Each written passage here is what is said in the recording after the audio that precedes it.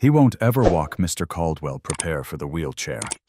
The words hung in the air of the Caldwell mansion, like frost on glass settling over every polished marble step that little Ethan would never climb. At 2.5, he lay in an air-conditioned nursery packed with machines that beeped and blinked, but none of them could coax life back into his legs or light back into his eyes. His father, Grant Caldwell, a man who could solve anything with contracts and checks, stood beside the customized crib each night with his jaw clenched and his hands useless at his sides. His mother, Serena Caldwell, wore grief like designer perfume, posting flawless warrior mom photos online, yet rarely touched Ethan when no one was watching. Then the new housekeeper arrived, Aisha Monroe, a young black woman with worn luggage and steady hands. At first she only cleaned and stayed quiet. But one Thursday afternoon when the nurse left early, Aisha heard a small, broken moan. She leaned in, brushed Ethan's warm cheek with her fingertips, and watched his eyes shift like something inside him remembered he was a child. Between folded sheets and whispered stories, Aisha turned therapy into play. She placed simple toys just out of reach, praised every shaky try, and never flinched when he toppled onto the blankets. Weeks later, Ethan crawled. Then he pulled himself up. Then 3 trembling steps he walked into his father's arms. And that's when Serena realized the story was slipping out of her control. Serena's smile didn't crack at first, it tightened. In the nursery doorway, she watched Ethan wobble beside Aisha, his small fingers gripping a low chair. His face lit up, like someone had finally opened a window in a locked room. Ethan giggled, breathy and bright, and Aisha's laughter met his like music. Serena's eyes flicked to her son, then to Aisha, measuring, calculating, swallowing something sharp. "Ethan," Serena said softly, the way you speak when cameras are usually nearby. The boy didn't reach for her. He didn't even turn. He kept his gaze on Aisha, as if that was where safety lived. It hit Serena like a slap. That night she found Grant in the hallway, still stunned from seeing his son take steps. Serena placed a hand on his arm, gentle as silk. "I'm grateful," she whispered, voice warm with practiced concern. "But we need boundaries. What happens if she leaves? We can't let him depend on an employee." Grant hesitated, his face said doubt, but his exhaustion said yes. And Serena leaned into that exhaustion like a door that would open if pushed the right way. By morning, new rules appeared like invisible chains. Aisha was told to stick to cleaning. No lingering. No singing. No toys. No extra minutes on the floor. The house staff, once indifferent, started watching her. The head housekeeper timed her steps, wrote down her pauses, turned every gentle touch into something suspicious. Aisha tried to obey, but her body fought it. Every time she walked past the nursery and heard Ethan's quiet, restless sounds, her chest tightened.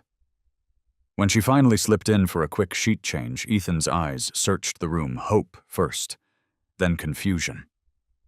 He reached out, fingers trembling. "Aisha," he breathed the word barely formed. She swallowed hard, forced a smile, and kept her hands on the linens. "I'm here, baby," she murmured, too low for anyone else to hear.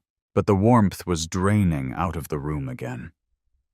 Ethan's laughter faded. His shoulders slumped. The steps stopped coming. And in the silence that returned, cold and expensive, Serena's calm expression hid a private satisfaction, while Grant began to feel the first sick twist of a question he didn't want to ask. Grant tried to ignore the pattern until it stopped being a pattern and became a nightmare. Ethan's skin grew hot under Grant's palm, feverish in a way that didn't match any natural setback. The boy who had once chased a plush bear across the rug now lay limp eyelids, fluttering breath, shallow, like he was afraid to take up space. One night the crying came fast and strange, then silence, then a violent tremor that snapped the entire house awake. "Call an ambulance!" Grant shouted, voice cracking as he scooped Ethan up, feeling how light his son suddenly was. At the hospital, fluorescent lights bleached the color from everyone's faces. Nurses moved like shadows. Doctors spoke in clipped sentences. And Serena played her part with terrifying perfection. She clutched her chest, sobbing into her hands. Mascara untouched, voice trembling just enough. Then the doctor pulled Grant aside. "There are substances in his blood that shouldn't be there. The concentrations suggest improper or intentional medication." Grant's stomach dropped. The room tilted. Serena's crying sharpened into panic. And in the middle of it, she whispered, almost as if she couldn't bear to say it aloud. Could someone in the house have done this? That woman. The one always with him. Aisha. The name hit Grant like cold water. His mind flashed to Ethan's eyes, searching for her the way his little fingers reached for her comfort. It made no sense, none yet fear has a way of grabbing whatever is nearest and calling it an answer. By dawn, police were in the mansion. Aisha was on her knees in the staff quarters, praying hard enough to shake when the knock thundered through the door. She opened it to uniforms a warrant, and Marla, the head housekeeper, standing behind them with her lips pressed tight. "It's her," Marla said like a verdict. She was always in his room. They tore through Aisha's suitcase, through drawers under the mattress, until an officer's hand emerged, holding a small bottle of medicine darker than it should have been. Aisha stared at it, as if it had crawled out of the floor. "I've never seen that," she whispered. "I swear to God." But handcuffs don't care about whispers. As they led her away, Aisha's shoulders shook not from guilt, but from the shock of realizing how fast a good heart can be turned into a headline. And upstairs in a quiet hallway that smelled like money and antiseptic, Grant stood frozen with one brutal thought pounding behind his ribs. What if I just watched the only person who ever brought my son back to life get destroyed? The headlines moved faster than truth ever could. Housekeeper poisons millionaire baby. The morning shows blared, looping the same shaky footage of Aisha Monroe, in cuffs, her eyes wide, her mouth forming words nobody wanted to hear. In the holding cell, the noise of it all felt distant, like a TV playing in another room. What Aisha couldn't escape was the cold certainty on people's faces. Of course it was her. A public defender slid a file across the table. "Not unkind, just tired. They found altered medication in your room. Staff say you were too attached. You should consider a plea." Aisha's throat tightened. She stared at her own hands, hands that had held Ethan upright, hands that had clapped when he crawled, hands that had wiped his tears like they mattered. "I didn't hurt that boy," she said, voice rough. "I loved him. Someone put that bottle there." The lawyer sighed like he'd heard hope die 1,000 times. "Then we need a miracle." Across town, Grant Caldwell sat alone in Ethan's hospital room while Serena gave another tearful interview. The monitors hissed and beeped, and in the dim light Grant noticed something behind a framed photo, one of Aisha's simple toys, a bright little rattle Ethan used to reach for. Grant picked it up, and the memory hit hard Ethan's laughter. Aisha on the floor singing softly. His son alive in a way no machine had ever managed. Grant's jaw clenched. "This doesn't add up," he whispered. That night he pulled security footage, receipts, old medical notes Serena had dismissed. Patterns began to sharpen Serena entering the nursery during nurse breaks, always checking the hallway first. Pharmacy withdrawals in cash. A lab tech's report that made Grant's skin go cold. The poisoning timeline started when Serena took over Ethan's medication. At 4 a.m., Grant marched into a police station with a stack of proof and a voice that didn't sound like his own. "My wife did this," he said. "And an innocent woman is sitting in jail because I was blind."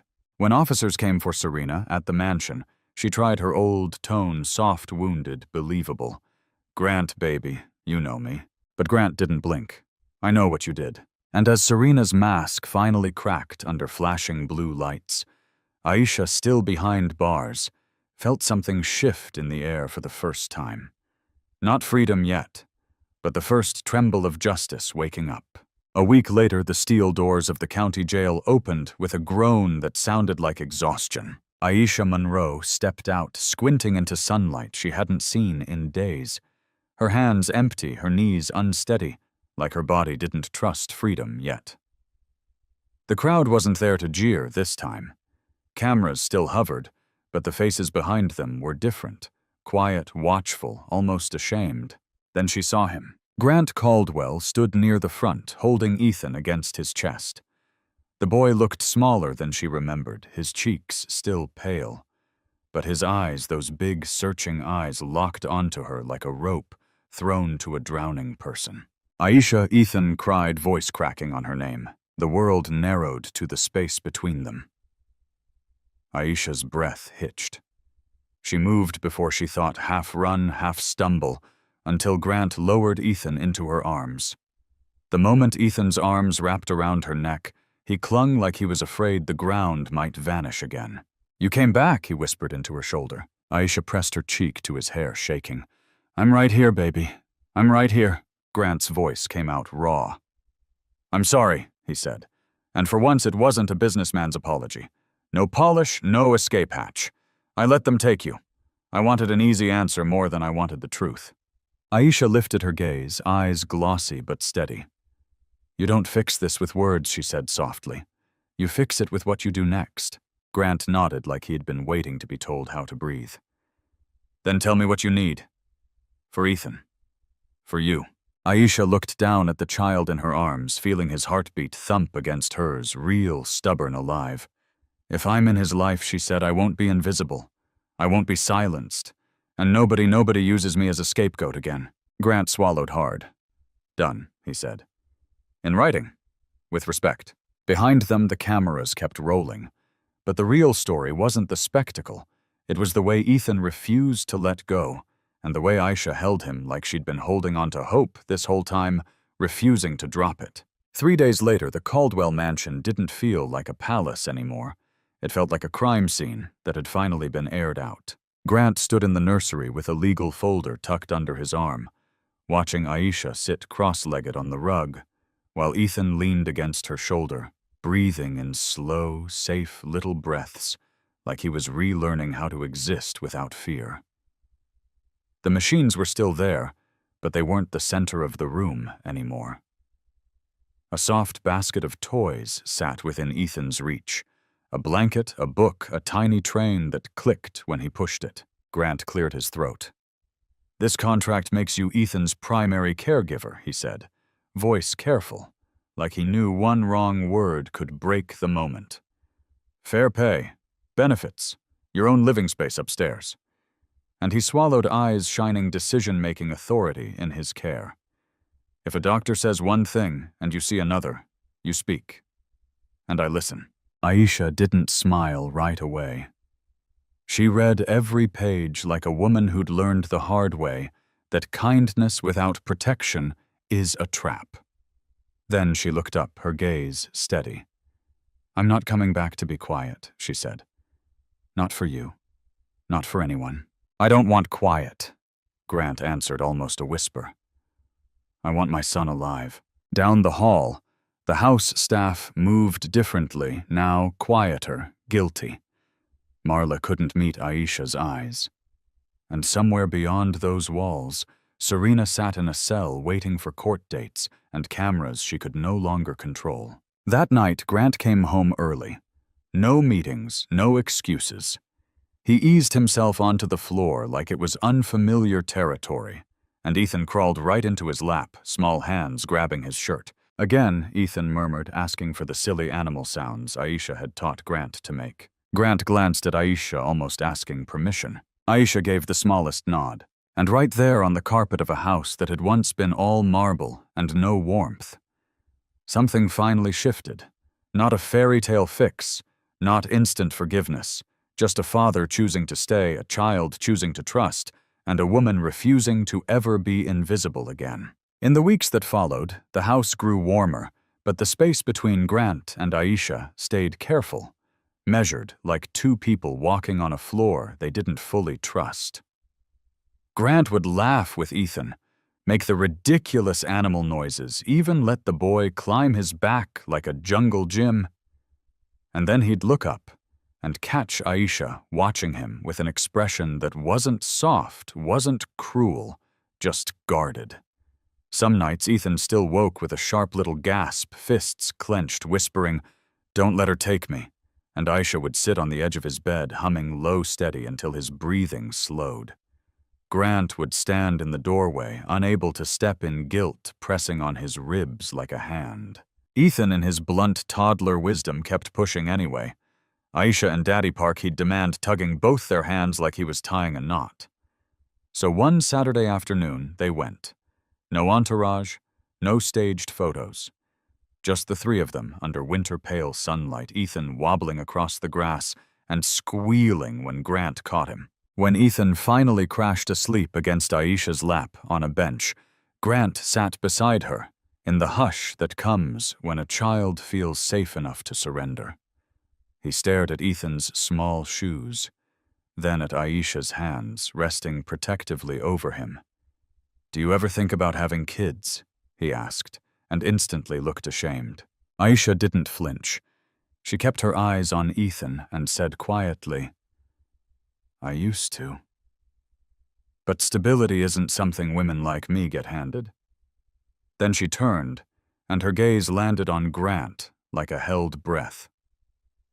"And you should know something, I'm still angry. Some mornings I wake up and I'm back in that cell." Grant nodded, throat tight. "You have every right. I don't deserve how you came back." Aisha's voice softened, but it didn't bend. "I didn't come back for you. I came back because he needs us to get this right." And for the first time, Grant didn't try to buy redemption. He just sat there listening like a man finally learning what love costs when you can't pay for it with money. The courtroom smelled like old wood and expensive cologne, like power had been sitting there for generations. Serena Caldwell walked in, wearing a plain dress, and a face that still tried to look wronged, but the cameras didn't flatter her anymore. Not after the lab reports, not after the security footage, not after the pharmacy records lined up like footsteps leading straight back to her hands. When Aisha was called to the stand, the room went so quiet she could hear her own breath. Grant sat behind her, rigid eyes red-rimmed, while Ethan stayed home with a therapist and a pile of crayons, because no child should have to watch adults argue about whether his life mattered. The prosecutor asked, "What changed when you began caring for him?" Aisha's fingers tightened around the edge of the witness box. "He stopped feeling alone," she said, voice steady but thick. "I didn't give him miracles. I gave him attention. I gave him comfort. I treated him like a child, not a diagnosis." Serena's mouth twitched, and for a second the mask slipped. Something sharp flashed through her eyes, like she couldn't stand being described as unnecessary. Then they played the footage Serena entering the nursery during nurse breaks, glancing down the hall, switching bottles with practiced speed. The jury didn't blink, neither did the judge. When the sentence was read, Grant didn't feel victory. He felt a hollow, aching grief for the years he couldn't get back. Outside reporters shouted questions, hungry for a clean ending. But inside Grant's car, the only sound was his own shaky voice. "I'm selling the mansion," he told Aisha quietly. "I don't want Ethan growing up inside a monument to what we almost lost." Aisha looked out the window, watching the courthouse shrink behind them. "Good," she said, "because he doesn't need marble. He needs a home." And for the first time, Grant didn't argue, didn't negotiate, didn't try to polish the truth. He just nodded like a man finally accepting that rebuilding isn't loud. It's daily. It's humble. And it starts with choosing the right people and never letting them be disposable again. The new house wasn't small by most people's standards, but it felt humble in the way that mattered. No echoing marble halls, no glass walls meant for strangers to admire. Just a lived-in place with a kitchen that smelled like cinnamon toast and a backyard where Ethan could run barefoot without anyone worrying about scuffing something priceless. On the first morning there, Grant carried the last box inside and found Aisha on the floor with Ethan building a crooked little train track. Ethan's tongue stuck out in concentration, his hands steady now, stronger than the day Grant first saw him take 3 shaking steps. "Look, Daddy," Ethan said, and the word Daddy sounded different here. Not like a title, like a tether. Grant sat down, actually sat down right on the rug. His knees creaked, his suit pants wrinkled, and none of it mattered. Aisha slid him a piece of track without looking up. It wasn't forgiveness. It was partnership, earned, negotiated, real. Later that week, Grant showed Aisha the paperwork in the quiet of the dining room. One set was for the house. Another was for something bigger. "I've been meeting with lawyers," he said, tapping the folder. "Not the kind who hide problems, the kind who fix them." Aisha's eyes narrowed. "Fix what?" Grant swallowed. "What happened to you shouldn't be survivable. And yet, you're still standing. I want a program training certification, legal support for women who do the work that keeps other people's lives running. Benefits. Contracts. Protection." Aisha didn't smile. Her fingers pressed into the wood, remembering cold bars and bright headlines. Then Ethan padded in, climbed into her lap like it was the safest place on earth, and rested his head against her chest. "I want you," Ethan murmured, half asleep. Aisha's throat tightened. She looked at Grant. Really looked. "Then you'll build it the right way," she said quietly. "Not as charity. As respect." Grant nodded once, slow and certain, "Yes, ma'am." And in that simple, ordinary room, no cameras, no marble, something settled into place. Not a fairy tale ending, but a family learning how to live honest, and a future being built so nobody like Aisha would ever be made disposable again. On a warm Saturday afternoon, Ethan chased a soccer ball across the neighborhood park, laughing so hard he could barely breathe. The sound still startled Grant sometimes because he remembered the silence that used to live in his son's eyes. Aisha sat on a bench with a paper cup of coffee, watching Ethan run her shoulders finally loosening like her body had decided it was safe to exhale. Grant slid onto the bench beside her. No suit, no phone glued to his palm. Just a father quieter now. "You saved him," he said. Aisha didn't look at him right away. She kept her eyes on Ethan, steady and calm. "I didn't save him alone," she replied. "You chose to wake up. You chose truth over comfort. That's what changed everything." Ethan sprinted back, cheeks flushed, and grabbed both their hands like it was the most normal thing in the world. "Come on," he demanded. "Both of you." And they went 3 steps, then 10, walking forward together, not perfect. Not unscarred, but real. The most expensive things in the world, status image control, can't replace what truly heals us, presence, courage, and love that shows up when no one's watching. If you've ever been dismissed, misunderstood, or treated like you didn't matter, remember this: your worth isn't decided by who has more power. It's proven by how you keep choosing what's right, one hard decision at a time. If this story hit you in the heart, tell me in the comments. Who was the Aisha in your life? Or who do you want to be for someone else? And if you want more stories like this, subscribe to the channel and hit the notification bell because the next one might be the exact reminder you need.